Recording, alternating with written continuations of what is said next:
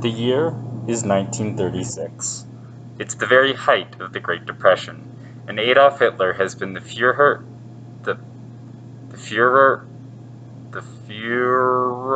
whatever, of Germany for 2 years.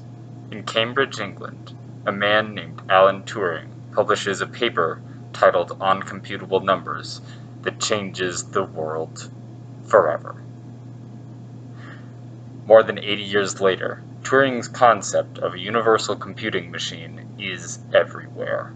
There's a universal computing machine in your pocket, and another one in your backpack. It took around a dozen universal computing machines to send this audio to you from where it's stored. Universal computing machines have influenced elections. They've started and quashed uprisings.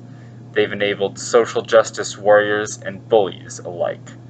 They've been used to spy on civilians, and they've been used to bring despicable criminals to justice. Without knowing it, Alan Turing spawned one of the most influential technological revolutions of all time. But what if he hadn't? What if he'd had some tea instead, and the computers you know today, from your smartphone to the internet servers that power social media, never existed? Would the world be better off? Well, Hitler might have won World War II, so, maybe not. But then again, a butterfly could have flapped its wings and caused the whole thing not to have happened anyway, so maybe we're asking the wrong question. A better question would be, have computers done more harm than good? On one hand, computers have done a whole lot of good in the world. For one thing, the top 14 technology companies alone, as listed on Wikipedia, account for more than $2 trillion in revenue. That kind of money can buy a lot of hummus. On the other hand, that same revenue is hardly spread equally around the world. Those same 14 companies, they exist in just 5 unique countries. And according to the Forbes magazine, over 24 million people in the United States alone still don't have broadband internet access. That's a lot of people who can't buy hummus online. Overall, computers haven't made anyone worse off economically, but they have worsened the gap between the rich and the poor. And in a species that competes for resources, could that be worse? Either way, there's more to it than just hummus. Let's not forget that... Wait, what was I saying? Shoot, I can't remember. Oh yeah.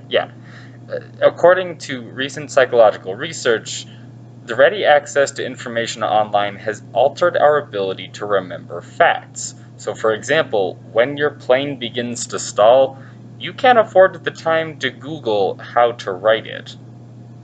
Then again, most scenarios that occur outside of a standardized testing room or a stalling plane don't require you to pull facts directly from your brain at the drop of a hat, citation needed.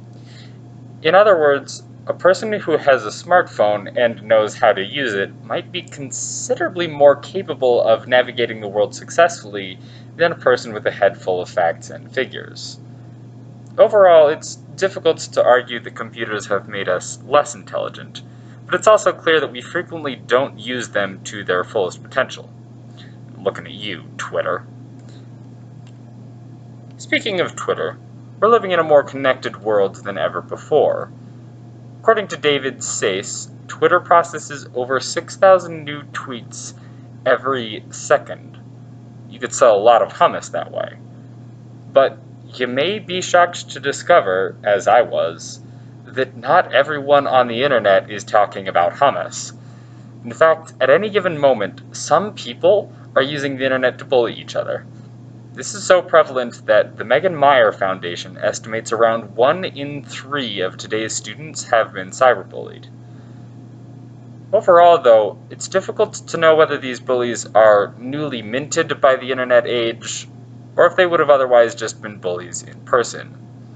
The ease of connecting with friends from across the world is a great benefit to be offset by a few people who just don't have enough hummus in their lives. Alright. It's official. Computers have changed everything. From the way we think, to the way we interact, to our commerce, we'd be living in a very different world without computers. Personally, I think this world is a better world. Of course, computers haven't changed human nature. We're still just as capable of greed, laziness, and cruelty as we were before. But we're even more capable of innovation, curiosity, and empathy than ever before. Like it or not, computers are here to stay. What will you do about it?